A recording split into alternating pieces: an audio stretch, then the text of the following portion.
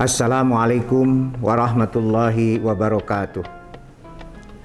Alhamdulillahirabbil alamin wa bihi nasta'inu ala umuri dunya waddin.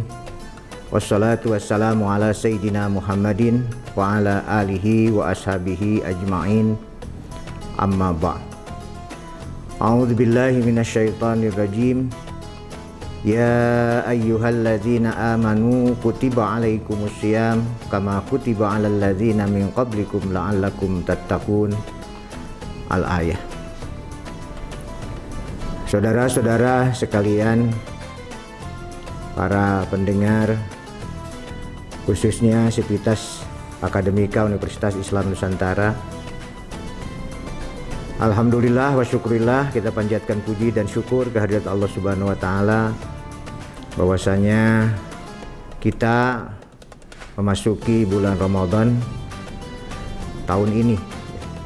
Mudah-mudahan di Ramadan tahun ini aktivitas ibadah kita baik secara kualitas maupun kuantitas bertambah dan meningkat.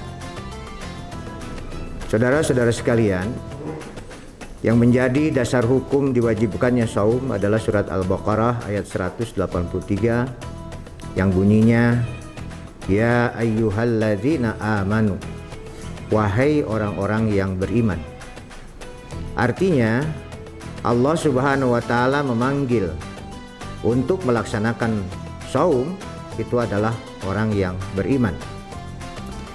Mengapa demikian? Karena saum adalah meninggalkan makan, minum, hubungan suami istri dan perbuatan-perbuatan yang tidak senonoh pada siang hari di bulan Ramadan. Karena itulah hanya mereka yang beriman saja yang mampu untuk melakukan hal tersebut. Yang namanya makan dan minum adalah merupakan kebutuhan pokok manusia.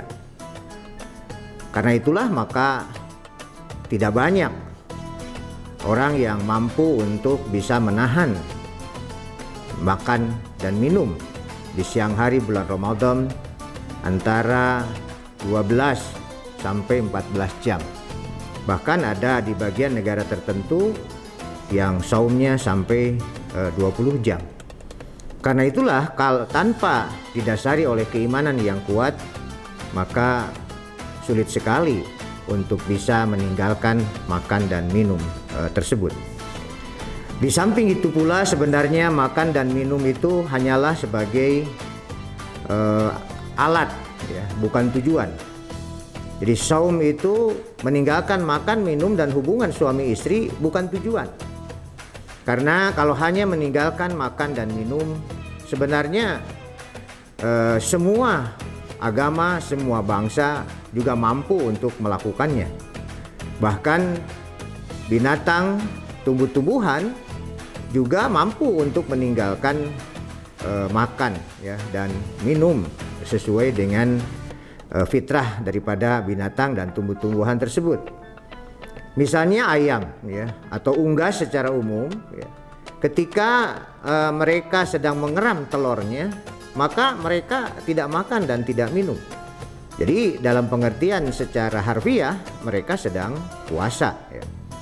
Demikian pula ulat yang ada di dalam kepompong selama beberapa minggu mereka tidak makan dan tidak minum.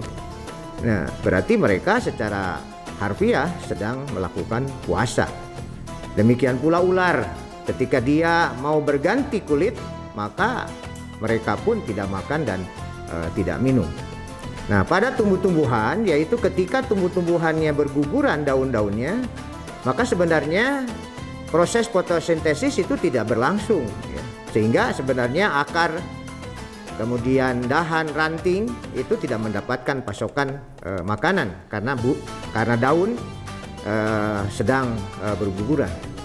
Jadi sebenarnya kalau bangsa unggas, dia puasanya adalah supaya bisa menetas telurnya. Kemudian ulat yang ada di dalam kepompong, dia puasa supaya bisa terbang. Dan ular, ya, dia puasa supaya bisa berganti kulit, ya.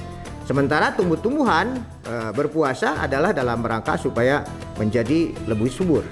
Nah, manusia tentu saja tidak hanya seperti itu tujuan saumnya. Sebagaimana disebutkan di dalam Al-Quran bahwa akhir dari surat Al-Baqarah ayat 183, la'allakum tattaqun, yaitu supaya kamu sekalian menjadi orang-orang yang bertakwa. Jadi inilah sebenarnya tujuan daripada saum, ya, sehingga meninggalkan makan minum itu adalah hanya sebagai alat saja. Rasulullah Shallallahu Alaihi Wasallam pernah menyuruh untuk berbuka kepada seorang wanita yang padahal waktu itu dia sedang melakukan saum, ya, tapi dia marah-marah, ya.